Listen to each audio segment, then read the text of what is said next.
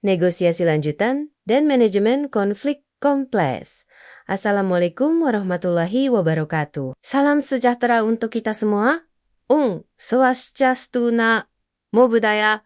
Salam kebajikan. Para pejabat administrator dan jabatan fungsional ahli media yang saya hormati dalam peran strategis Anda yang melibatkan banyak interaksi lintas unit, lintas instansi, atau dengan pemangku kepentingan eksternal situasi di mana terdapat perbedaan kepentingan atau bahkan konflik.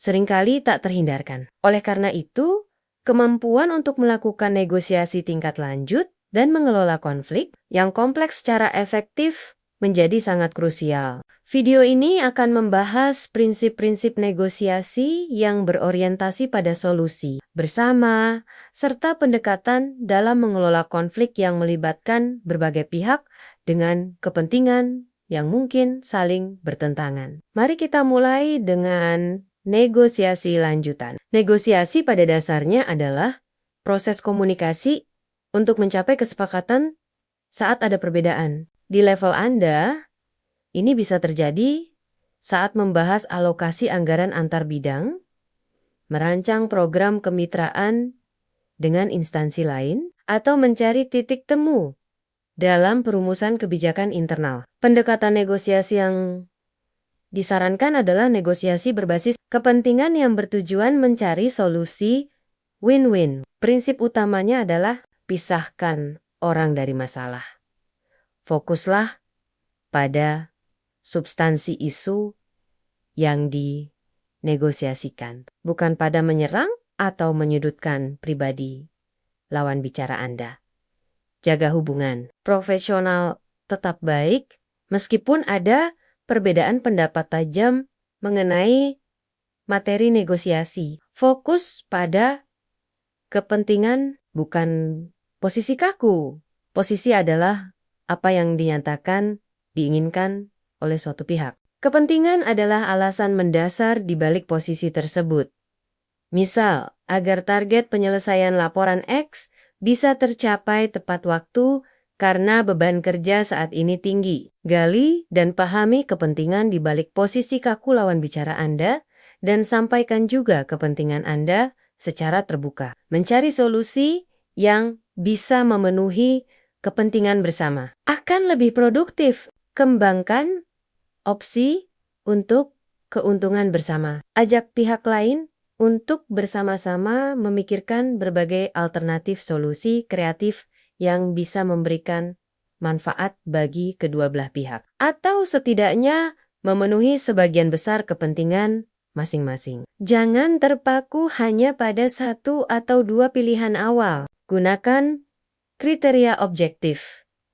Jika perundingan menemui jalan buntu pada aspek tertentu, cobalah gunakan acuan atau kriteria yang netral dan dapat diterima bersama sebagai dasar kesepakatan.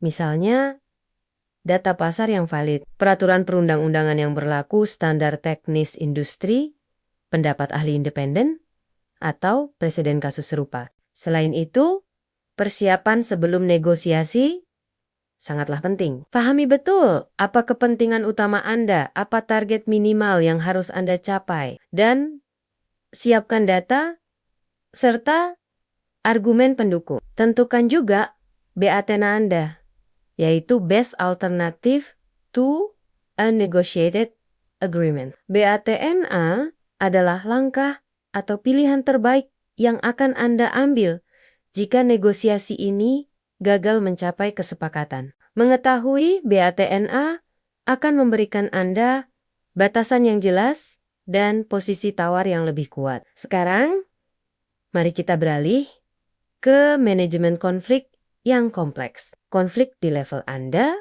bisa jadi melibatkan antar unit kerja, antar instansi, atau antara instansi Anda dengan kelompok masyarakat atau stakeholder eksternal yang kepentingannya beragam. Langkah awal dalam mengelola konflik kompleks adalah melakukan analisis konflik. Siapa saja pihak utama yang terlibat? Apa isu pokok yang diperebutkan? Apa kepentingan dari masing-masing pihak? Bagaimana sejarah hubungan mereka. Siapa yang memiliki pengaruh atau kekuasaan lebih besar? Memahami peta konflik ini akan membantu Anda memilih strategi penanganan yang tepat. Ada beberapa pendekatan umum dalam mengelola konflik. Kolaborasi, pendekatan win-win, di mana semua pihak bekerja sama secara terbuka untuk mencari solusi kreatif yang memenuhi kepentingan semua pihak secara maksimal. Ini ideal untuk isu penting dan hubungan jangka panjang, namun membutuhkan waktu, energi, dan tingkat kepercayaan yang tinggi. Kompromi, mencari jalan tengah di mana setiap pihak bersedia memberi dan menerima sedikit. Pendekatan ini lebih cepat dari kolaborasi, tetapi hasilnya mungkin tidak sepenuhnya memuaskan semua pihak. Cocok jika waktu terbatas atau solusi ideal sulit dicapai. Akomodasi. Anda lebih mengutamakan kepentingan pihak lain daripada kepentingan Anda sendiri. Cocok jika isunya tidak terlalu penting bagi Anda, tapi sangat penting bagi pihak lain. Atau jika tujuannya adalah untuk menjaga keharmonisan hubungan dalam jangka panjang. Kompetisi. Anda berusaha memenangkan kepentingan Anda sendiri dengan mengorbankan kepentingan pihak lain. Pendekatan ini hanya bijak digunakan jika isunya sangat vital. Anda memiliki posisi atau kewenangan yang kuat dan keputusan cepat sangat diperlukan. Namun, risikonya sangat tinggi merusak hubungan kerja. Menghindar. Anda menunda atau tidak menghadapi konflik sama sekali. Pendekatan ini hanya tepat jika isunya sangat sepele, jika situasi perlu didinginkan terlebih dahulu, atau jika konflik tersebut lebih tepat diselesaikan oleh pihak lain yang lebih berwenang. Pemilihan pendekatan ini harus disesuaikan dengan konteks.